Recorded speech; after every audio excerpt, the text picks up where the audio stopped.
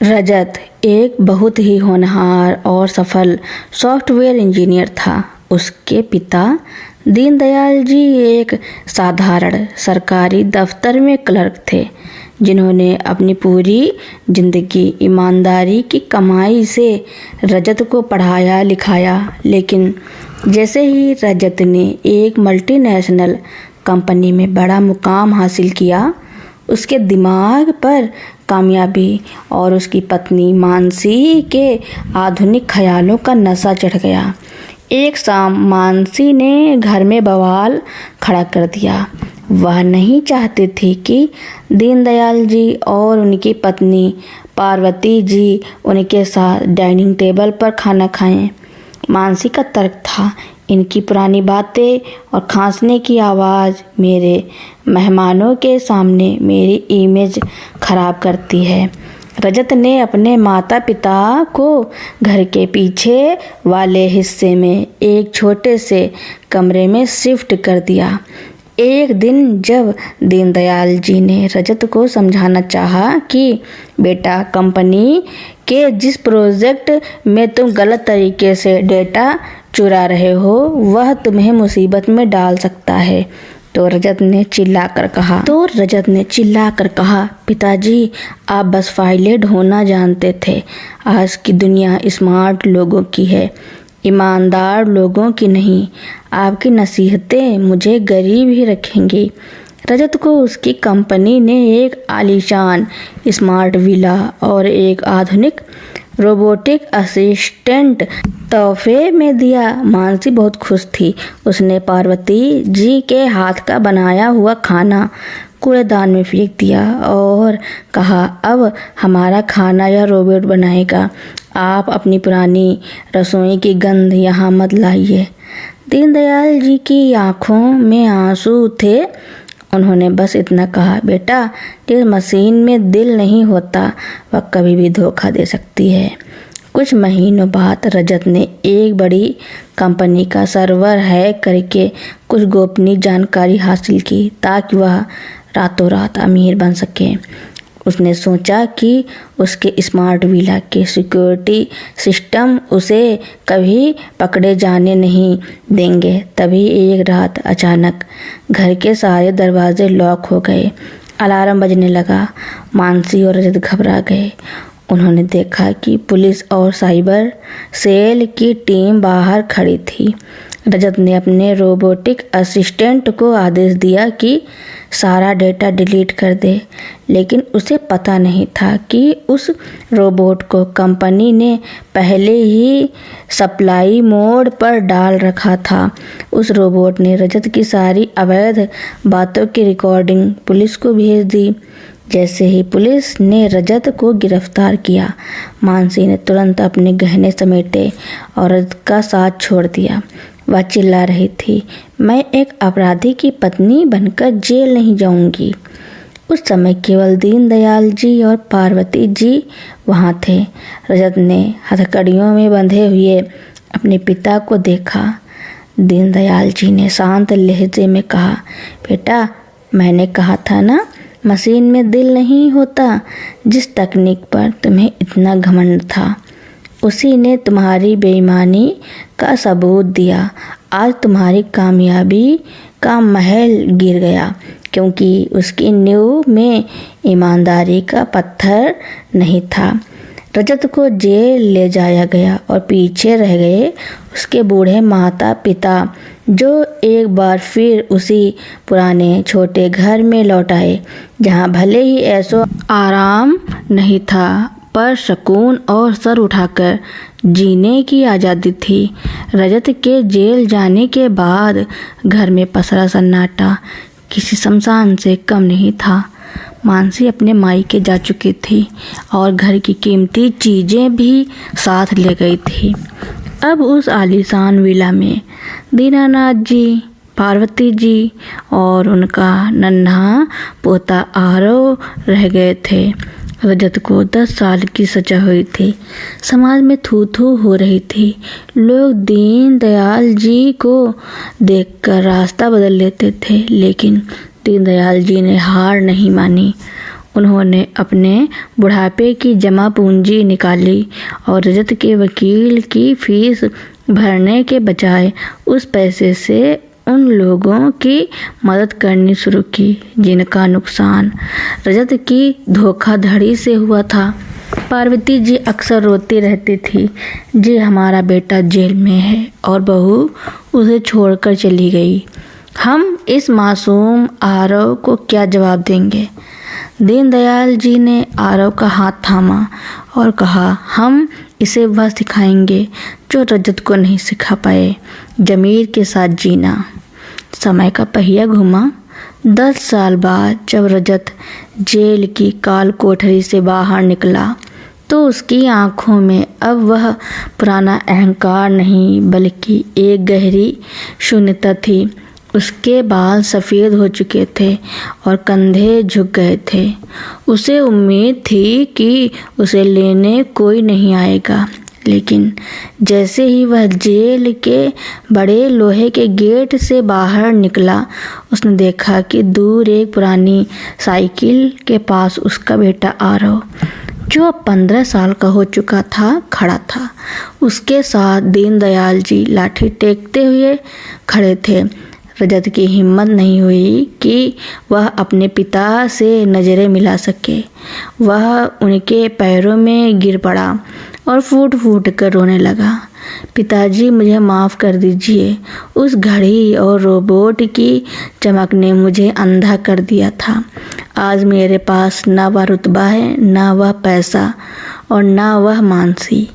दीनदयाल जी ने उसे उठाकर गले लगा लिया और बोले, बेटा, मानसी को दोष मत दो। तुमने उसे प्यार नहीं सिर्फ पैसा दिया था और पैसा ख़त्म होते ही उसका रिश्ता भी ख़त्म हो गया। लेकिन हम यहाँ इसलिए खड़े हैं क्योंकि हमारा रिश्ता तुम्हारी कामयाबी से नहीं, तुम्हारे अस्तित्व से है। वे लोग वापस उसी छोटे से पुराने घर में आए। रजत ने देखा कि उस घर की दीवारें सीलन भरी थी, लेकिन वहाँ के मंदिर में अभी भी वही सुकून था। उस रात रजत ने देखा कि आरव अपनी पढ़ाई ख़त्म करके दीनदयाल जी के पैर दबा रहा था। आरव ने रजत से कहा, पापा, दादाजी ने मुझे सिखाया कि इंसान की असली दौलत उसकी साख होती है। मैं बड़ा होकर आपकी तरह इंजीनियर बनूंगा, पर दस्तखत करने से पहले उन लोगों के बारे में सोचूंगा जिनके हक के लिए वो फाइल बनी है। रजत ने फिर से छोटी नौकरी शुरू की। अब वह लग्जरी कार में नहीं बल्कि अपने पिता की उसी पुरानी साइकिल पर जाता था। लोग आज भी उसे देखते थे, पर अब उनकी नज़रों में नफरत नहीं बल्कि एक ऐसे इंसान के लिए सम्मान था जो अपनी गलतियों को सुधार कर फिर से जी रहा था। रजत को समझ आ गया था कि ईमानदारी का रास्ता लंबा और थका देने वाला हो सकता है, लेकिन उस रास्ते के अंत में कभी जेल की सलाखें नहीं बल्कि अपनों का आलिंगन मिलता है। रजत की ज़िंदगी अब पूरी तरह बदल चुकी थी, लेकिन कहानी में एक बड़ा मोड़ आना अभी बाकी था। एक दिन रजत अपनी छोटी सी नौकरी से घर लौट रहा था कि अचानक एक आलीशान काली गाड़ी उसके पास आकर रुकी। गाड़ी का शीशा नीचे हुआ तो अंदर रविंद्र बैठा था, वही बिल्डर जिसकी वजह से रजत और रतन जी जैसे लोग लालच के जाल में फंसे थे। रविंद्र जेल से जमानत पर बाहर आ चुका था और उसके चेहरे पर अब भी वही कुटिल मुस्कान थी। रविंद्र ने नोटों से भरा एक बैग रजत की ओर बढ़ाते हुए कहा, अरे रजत, क्या हाल बना लिया है अपना। इस खटारा साइकिल पर कब तक घूमोगे? मेरे पास एक नया प्रोजेक्ट है, बस एक बार फिर अपनी पुरानी स्मार्ट बुद्धि लगाओ और फिर से महलों में राज करो। यह लो एडवांस। रजत ने उस बैग की तरफ देखा। एक पल के लिए उसकी आंखों के सामने पुरानी लग्जरी गाड़ियाँ और मानसी का वह चमकता चेहरा घूम गया, लेकिन तभी उसे अपनी कलाई का वह निशान याद आया जो हथकड़ी लगने से पड़ा था। रजत ने शांति से कहा, रविंदर जी, आपकी घड़ी का वक्त अभी भी चल रहा होगा, लेकिन मेरा वक्त बदल चुका है। अब मुझे महलों की नींद नहीं, अपनी झोपड़ी का सुकून प्यारा है। यह पैसा ले जाइए, क्योंकि अब इसे खरीदने की आपकी हैसियत नहीं रही। रविंद्र गुस्से में पैर पटकते हुए वहाँ से चला गया।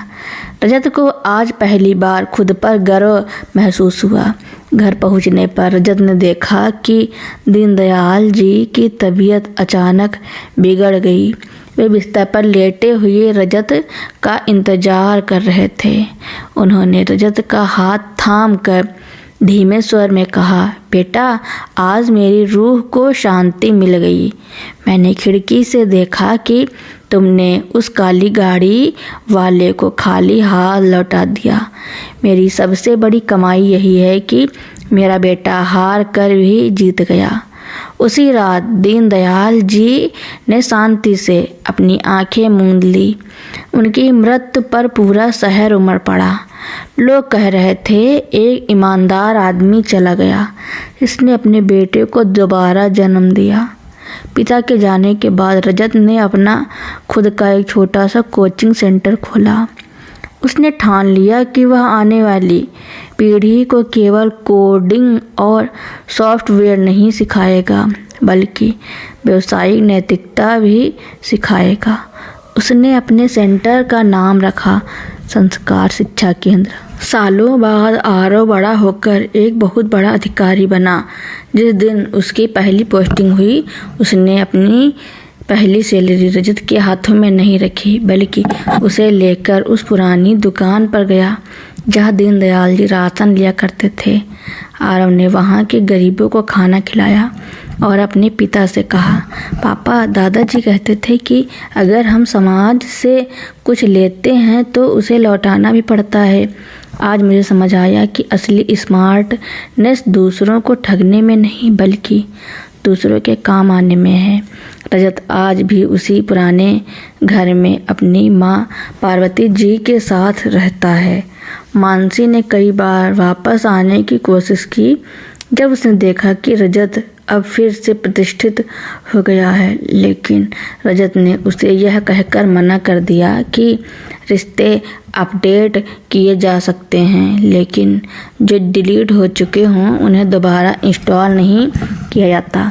आज रजत की कलाई पर कोई महंगी सुनहरी घड़ी नहीं है, लेकिन उसके चेहरे पर वह संतोष है जो दुनिया की कोई दौलत नहीं खरीद सकती। रजत के संस्कार शिक्षा केंद्र की चर्चा पूरे शहर में होने लगी थी।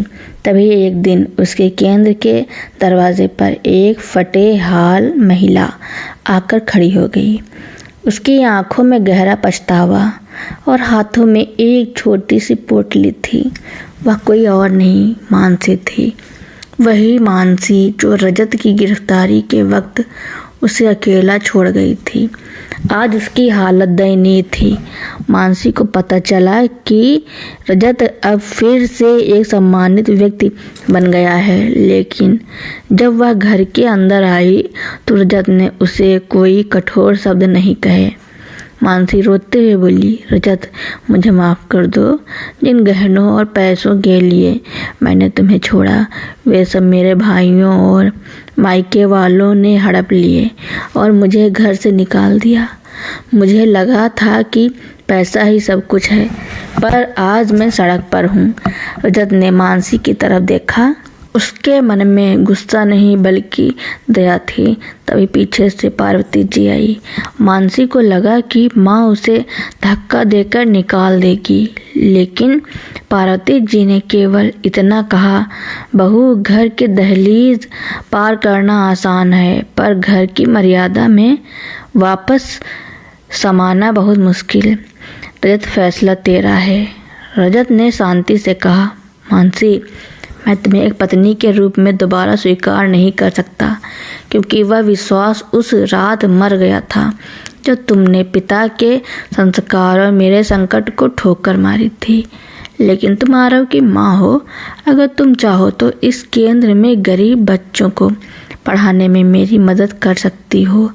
तुम्हें रहने को छत मिलेगी, पर मेरा दिल नहीं। मानसी की आंखों से आंसू गिर पड़े।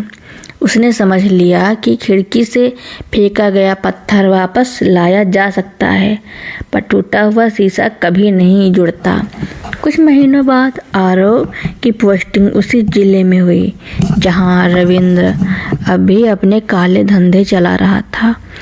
रविंद्र ने सोचा कि बाप यानी रजत को तो उसने फंसा लिया था, अब बेटे आरव को भी खरीद लेगा। रविंद्र ने आरव को 1 करोड़ की डील का ऑफर दिया। उसने आरव से कहा, तुम्हारे बाप ने एक गलती की थी, तुम मत करना। यह लो चेक और इस फाइल पर दस्तखत कर दो। आरव मुस्कुराया। उसने वह फाइल ली और सीधे अपने पिता रजत के पास पहुंचा। रजत ने आरव की आंखों में देखा। आरव ने कहा, पापा, आज रविंद्र ने मुझे वही ऑफर दिया है जिसने आपकी ज़िंदगी बर्बाद की थी। आप क्या कहते हैं? रजत ने आरव के कंधे पर हाथ रखा और गर्व से कहा, बेटा, आज मेरा सिर मत झुकने देना। याद रखना, दादा जी की ईमानदारी की विरासत अब तुम्हारे कलम में है। अगले दिन आरव ने रविंद्र को अपने दफ्तर बुलाया। रविंद्र को लगा कि वह जीत गया, लेकिन जैसे ही वह अंदर पहुंचा, आरव ने उसे चेक वापस नहीं किया, बल्कि गिरफ्तारी का वारंट थमा दिया। आरव ने दहाड़ते हुए कहा, रविंद्र जी, आपने मेरे पिता की जवानी छीनी थी, लेकिन मैं आपको समाज का भविष्य नहीं छीनने दूंगा। मेरे पिता की कलाई पर जो घड़ी थी, उसने उनका वक्त खराब किया था, लेकिन आज मेरी कलाई पर जो सादगी है, वह आपका वक्त खराब करेगी। रविंद्र को सलाखों के पीछे भेज दिया गया। यह रजत और दीनदयाल जी के सिद्धांतों की सबसे बड़ी जीत थी। एक दिन शहर में एक बहुत बड़ा सम्मान समारोह आयोजित किया गया। आरव को उसकी ईमानदारी के लिए सर्वश्रेष्ठ अधिकारी का पुरस्कार मिलना था। आरव ने जिद की कि वह यह पुरस्कार अपने पिता रजत के हाथों से लेगा। जैसे ही मंच पर रजत का नाम पुकारा गया, भीड़ में से एक व्यक्ति, जो रविंद्र का पुराना साथी था, चिल्लाया, एक पूर्व अपराधी एक ईमानदार अधिकारी को सम्मानित करेगा? क्या शहर में कोई और शरीफ इंसान नहीं बचा? पूरे हॉल में सन्नाटा छा गया। रजत का हाथ कांपने लगा और वह मंच से नीचे उतरने लगा। उसे लगा कि उसका अतीत आज भी उसकी परछाई बनकर उसे डरा रहा है। तभी आरव ने माइक थामा और भारी आवाज़ में कहा, रुकिए पिताजी, आज जो सम्मान मुझे मिल रहा है, वह मेरी पढ़ाई का नहीं, बल्कि आपके संघर्ष का फल है। अपराधी वह नहीं होता जो गलती करके सुधर जाए।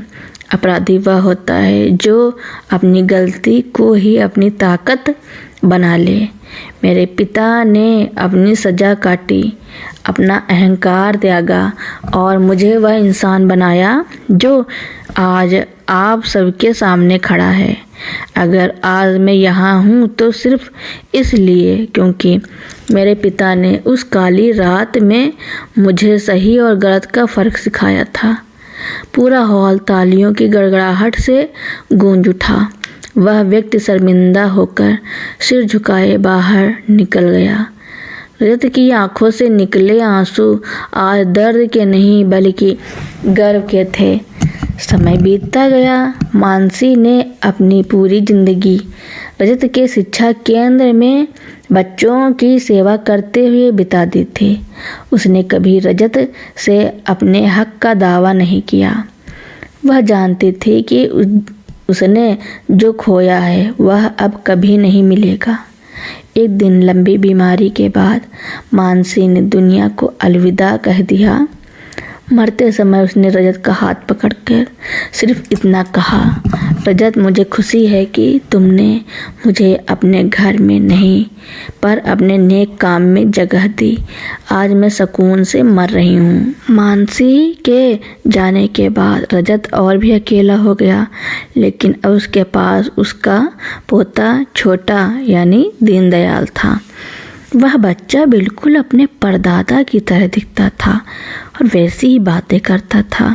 एक ठंडी सुबह रजत अपने घर के बरामदे में उसी पुरानी कुर्सी पर बैठा था जिस पर कभी दीनदयाल जी बैठा करते थे। उसने देखा कि आरव अपनी वर्दी उतारकर जमीन पर बैठकर छोटे दीनदयाल को पुरानी कहानियाँ सुना रहा था। रजत ने अपनी कलाई की ओर देखा। वहाँ अब भी कोई घड़ी नहीं थी, लेकिन उसे लगा कि जैसे समय स्थिर हो गया है। उसने अपनी आंखें मूंद ली। उसके चेहरे पर एक अलौकिक शांति थी। उसे ऐसा महसूस हुआ जैसे उसके पिता दीनदयाल जी और माता पार्वती जी हवाओं में कहीं मुस्कुरा रहे हैं और कह रहे हैं, बेटा अब तुम्हारी विरासत सुरक्षित है। रजत ने एक लंबी और सुकून भरी सांस ली। आज उसका कर्ज पूरा हो चुका था। उसने समाज को एक अपराधी दिया था, लेकिन बदले में एक न्यायप्रिय नायक और एक संस्कारी पीढ़ी लौटा दी थी। रजत की आंखें हमेशा के लिए बंद हो चुकी थी। रजत के जाने के बाद जब आरव ने अपने पिता की अलमारी खोली तो उसे वहाँ कोई धन दौलत या जमीन के कागजात नहीं मिले। वहाँ एक मखमली डब्बे में वह सुनहरी घड़ी रखी थी जो कभी रजत की बर्बादी का कारण बनी थी, लेकिन अब वह घड़ी टूटी हुई थी और उसके साथ एक पत्र रखा था। पत्र में रजत ने लिखा था, आरव यह घड़ी अब सिर्फ एक कबाड़ है, लेकिन यह हमारे खानदान का सबसे बड़ा सबक है। इसे कभी फेंकना मत। जब भी तुम्हें लगे कि लालच तुम्हें अपनी ओर खींच रहा है, इस टूटी घड़ी को देख लेना और याद करना कि वक्त बदलने में वक्त नहीं लगता। मेरी वसीयत बस यही है कि तुम संस्कार शिक्षा केंद्र को कभी बंद मत होने देना।